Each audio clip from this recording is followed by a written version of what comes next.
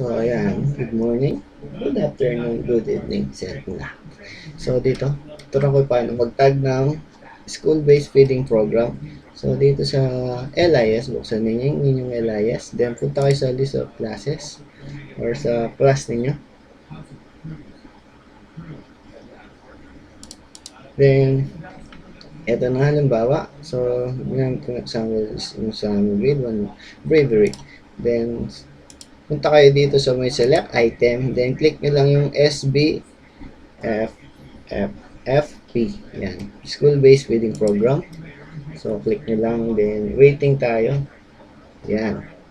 So, dito sa master list niyo, so, wala pa tayong natag dito.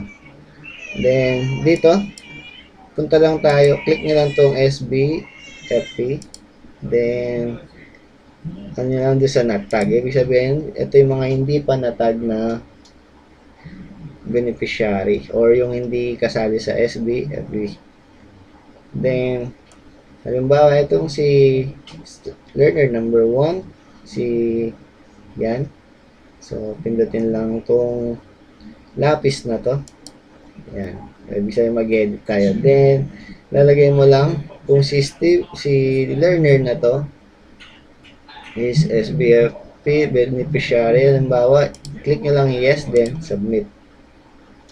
So, ganun lang siya kadali. Then, lilitaw na siya dito sa ano natin, ayan.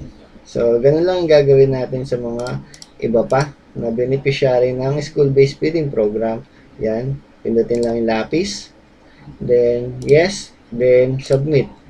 Ganun lang kadaling mag-send ng SB FP. Then, sa SB, makikita nyo, lilitaw na sila dito. Yan. So, ganun lang.